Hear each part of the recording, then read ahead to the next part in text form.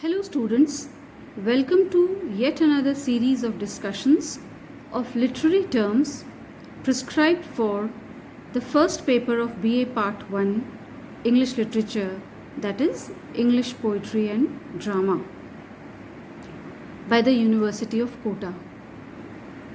In our last discussion, we had talked about the sonnet as a form of poetry, and today we shall discuss the lyric as a form of poetry. Before we get into the details of the specific characteristics of the lyric form of poetry, it would be interesting to find how the word lyric originated in English language as we understand and know it today. The word lyric has its origins in the Greek word lyra, which means a musical instrument called the lyre. This word further evolved as lyrikos. So from lyra, which means a musical instrument called the lyre, it became lyrikos, and it was later adopted into the Latin language as lyricus, and gradually it came down in the English language as lyric, or a song that could be sung to the accompaniment of a lyre or a musical instrument. Now we can easily come up with a simple definition of lyric, which means a simple song or a poem which could be sung to the accompaniment of a musical instrument, particularly the lyre. Now there were two types of Greek songs which were very popular in the old days, and they were the lyric songs and the choric songs. We have just defined the lyric song as a song which is sung in a single voice to the accompaniment of a lyric, and the choric song, as the name itself suggests, was sung by a group of singers or the chorus, and here this was also to the accompaniment of musical instruments as well as dance. So this is about how the lyric song, as we understand it today, came to be included in the English verse. Now, as we have emphasized upon the musical component of a lyric song, it is important to know what kind of word combinations or choice of words the poet should have so as to make his poem sound musical. The lyric is a musical poem, metrically or verbally or both, which is to say the lyric has word music or verbal melody. The vowels and consonants are so artistically arranged by the poet that they produce wonderful music when it is read or sung aloud. The help of musical instruments may or may not be required, and poets like Keats, Shelley, Tennyson, Swinburne studied and developed the art of word music. Now, what are the feelings that a poet expresses in a lyric? As I said earlier, the lyric is a short poem dealing with a single emotion. In a lyric poet, the poet expresses his thoughts swiftly, memorably, and musically. Edgar Allan Poe, the famous American lyric writer, declared that it is not possible to write a long lyric, and that is why it is interesting to note that most lyrics are of a very small length and they are not long poems. The lyric appeals more to the heart than to the intellect, more to feelings and emotions than to logic. So we can say the lyric is a subjective poem because it expresses the poet's emotions. Now, because it is a personal expression of the emotions of the poet through verse or meter, and it is a subjective poem. By subjective poem, again I mean it is an expression of the poet's personal emotions or experiences, so naturally it is written in the first person. So we can say the lyric is a term which is used for any fairly short poem presenting, number one, a single speaker, and number two, who expresses a state of mind, a process of thought and feeling. Now, there can be two situations in which a poet is expressing his emotions, his state of mind, or a process of thought. When the speaker is musing in solitude, that is, when he is speaking alone, that is the first situation, and sometimes when he is in a particular situation where he is addressing either a friend or a relative, in that case we term those kinds of lyrics as dramatic lyrics. So there is the simple song or the lyric in which the poet is musing in solitude to himself.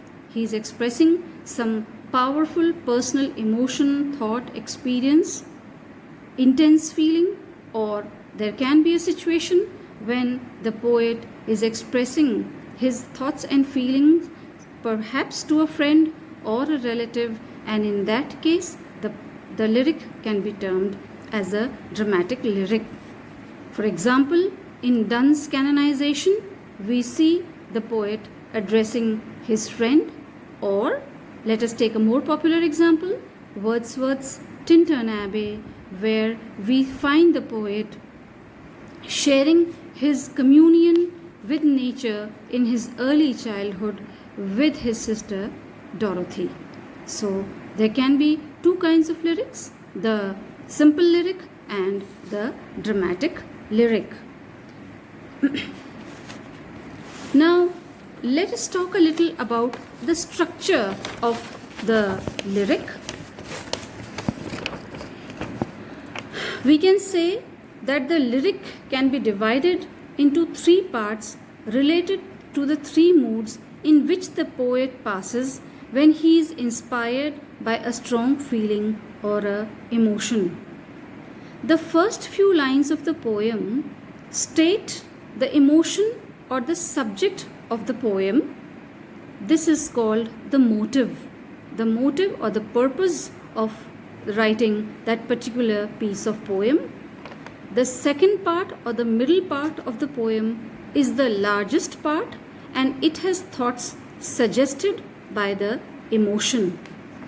The third part is again comparatively shorter like the first part and shows the poet returning to his initial mood. By this time, the emotion which had stirred in the mind of the poet has found release in suitable words and images. So, this may or may not be the format of a lyric poem, but generally speaking, a lyric poem is divided into these three parts. Now, what kinds of poetry can be grouped under the term lyric?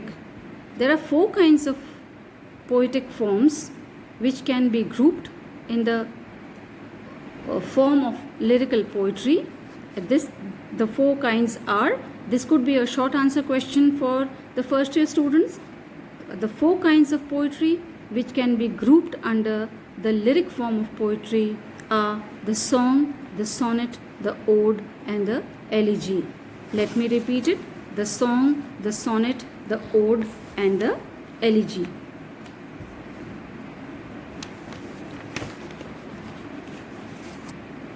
As I told you, the important poetic forms which can be included in the lyric poetry are the sonnet, the song, the elegy, and the ode. Let us take a few simple examples. For example, the students have read or will be reading Shakespeare's popular sonnet, Shall I Compare Thee to a Summer's Day?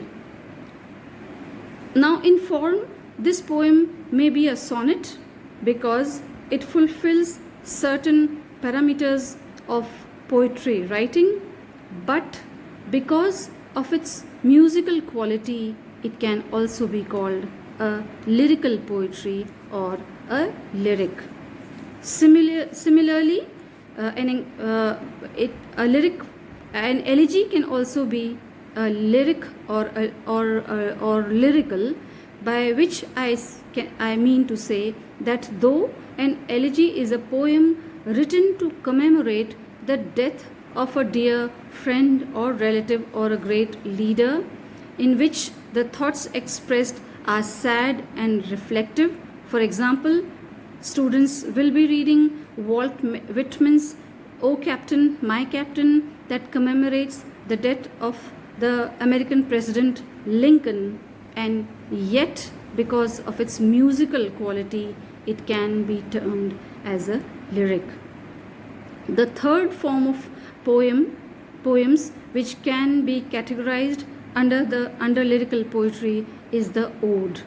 The ode is a poem written in a very dignified style, but it is lyrical in its because of its musical quality, choice of words. And the second year students may have already read Keats's Ode to Autumn or Shelley's Ode to the West Wind.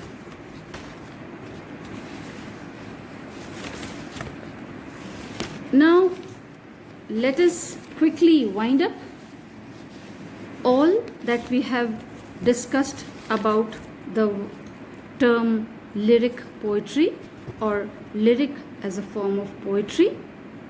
The word lyric comes from the Greek word lyra, which later came to be known as lyricus, meaning of or for the lyre.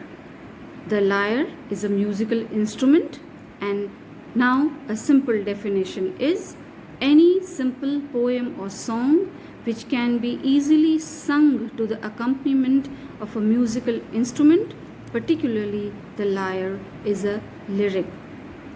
Its origin is located in the ancient Greek musical instrument, the lyre, which was used during the reading of a poem.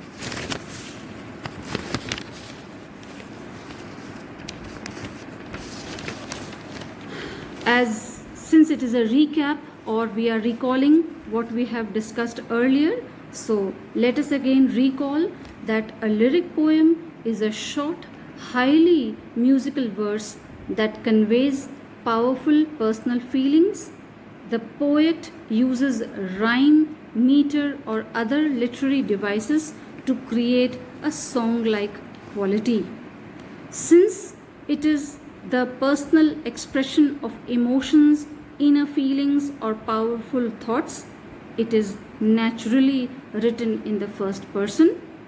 For example, the MA postgraduate students would have read Emily Dickinson's short lyric, I felt a funeral in my brain. Here the personal pronouns I, my, me, we, these are the kinds of pronouns or pronouns that are used in lyrical form of poetry. Now, when Emily Dickinson says I felt a funeral in my brain, it is indicative of the subjective quality of her poem, and we can say that it is lyrical.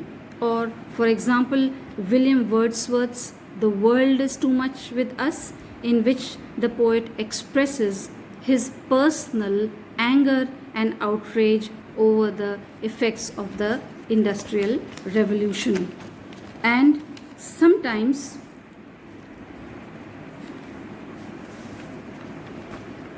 sometimes this form of poetry can include a wide range of themes like personal experiences, war, patriotism, love, or art.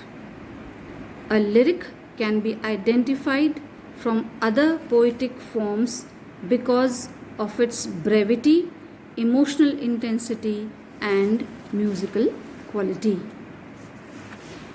So, I hope, dear students, that you may have become quite familiar with this form of poetry, the lyric or the lyrical form of poetry. I hope you gained an insight into the different poetic forms in English literature. See you for the next series of talks on literary forms of BA Part 1 English Literature. Thank you.